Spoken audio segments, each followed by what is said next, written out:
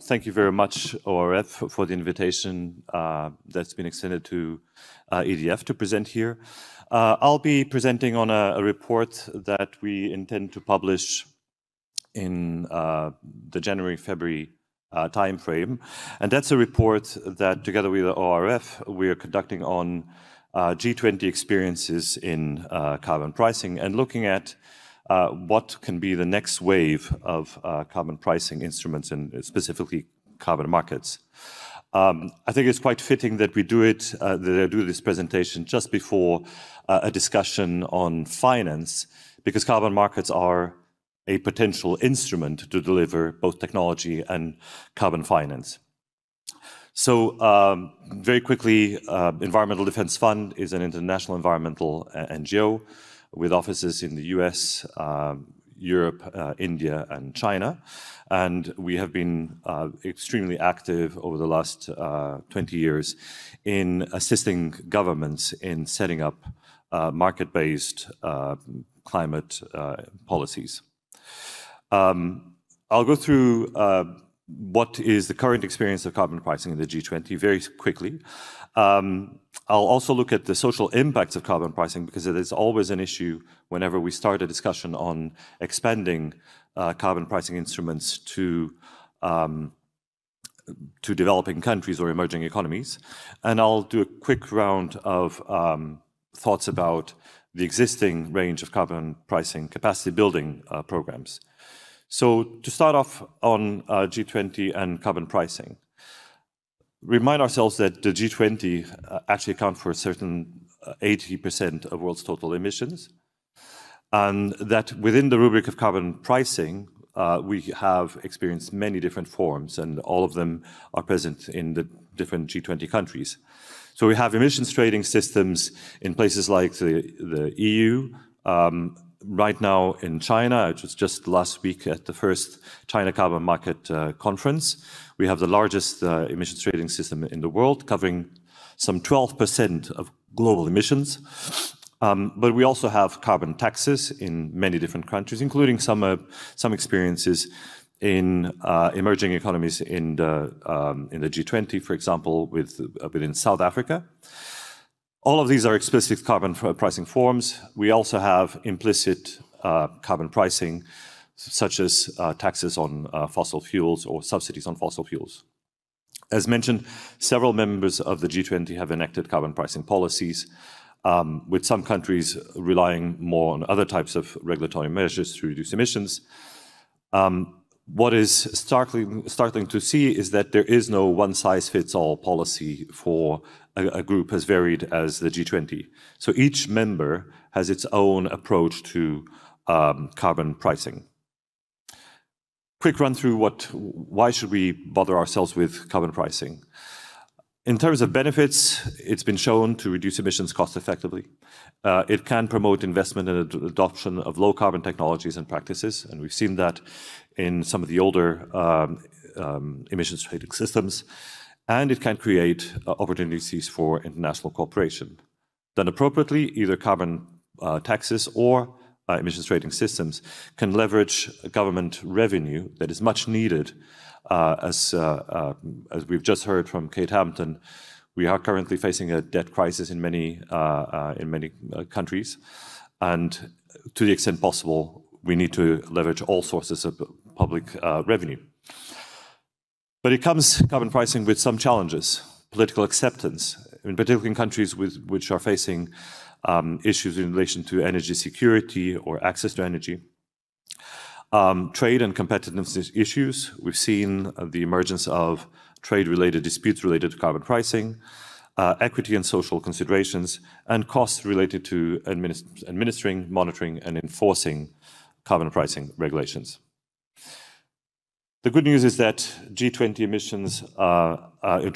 economies are increasingly pricing more their carbon emissions. And we see in particular a huge increase, mostly motivated by the Chinese carbon emissions trading system, but as I mentioned, an increase in the coverage of carbon emissions in the G20, which are now in percent-wise around 28% of emissions are covered by some kind of carbon tax or carbon emissions. The price at which these emissions are covered is inherently different across economies. And you can see here that in some, in particular Northern European economies, we're seeing carbon prices that are much bigger than what we are expecting to see in places like Brazil or Indonesia. That reflects partly the design of the system, but it also reflects the need to accommodate for different economic situations across the different countries.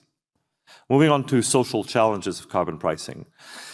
The reason why we don't see wider adoption of carbon pricing is in many cases related to the fact that it is perceived, sometimes wrongly, as being inherently regressive on household income. It can disrupt vulnerable industries. In many cases, it has been argued it can lead to carbon leakage, i.e. the displacement of industries from countries that enact carbon pricing to countries that do not have a carbon price in place. And that is, in fact, the main reason why we're seeing trade disputes related to carbon pricing. We're seeing also increasing concerns around carbon pricing instruments and their impact on equity and social justice. Even in countries such as France, we've seen demonstrations that have been motivated by, for example, the increasing carbon tax rates. That all leads up to some political and behavioral resistance, but there are ways to address these social impacts. And the most important one relates to the revenue recycling of either carbon taxes or emissions trading systems. To put that into context, bear in mind that just last year, around 1 billion euros have been leveraged by the EU ETS alone for investment in the EU on low-carbon technologies. And in fact, the reason why the EU is accelerating partly its energy transition is because it now has the financial instruments to lead to that. So revenue recycling that can be led into investment in public transportation. The city I'm coming from is building, Lisbon, is building its expansion of the metro based on carbon pricing revenues, but also to address the social impacts of subsidy reforms, spending on policies, and under the umbrella of the UNFCCC Paris Agreement and its Article 6, also to invest in international cooperation. With all of this, there's been, over the years, many examples of capacity building programs and resources. This is just a non-exclusive list of current existing initiatives. The interesting thing here to note is that where in the past, and I was personally involved in many of these, there was a lot of north-south capacity building involved in initiatives such as the International Carbon Action Partnership, basically funded by the European Commission to expand the range of expertise in developing countries on carbon markets. We're now seeing also, let's say, homegrown initiatives in terms of capacity building. And I'll just point out here the West African Alliance on Carbon Markets and Climate Finance and its counterpart in East Africa, the Eastern Africa Alliance on Carbon Markets and Climate Finance, both of which are groups of governments and government experts who are dealing specifically with issues around how do we mobilize carbon finance within our countries and across our regions. So finally, what's next in terms of carbon markets? The first wave of carbon pricing started in the global north, as it should. It started mostly in Europe, in a European context. We've seen then being picked up in North America, to a lesser extent in Japan. But we're now seeing the vast majority of emerging economies in the G20 looking deeply hard at the role that carbon pricing can have in their climate policy. So while capacity building programs and lessons learned from the global north and experts like myself will continue, we hope, to be valuable given our expertise garnered over the last 20 years, increasingly, we believe that the global south and cooperation south to south will be important in shaping up the next wave of carbon markets. And I'll stop there. Thank you very much for the opportunity granted. Thank you.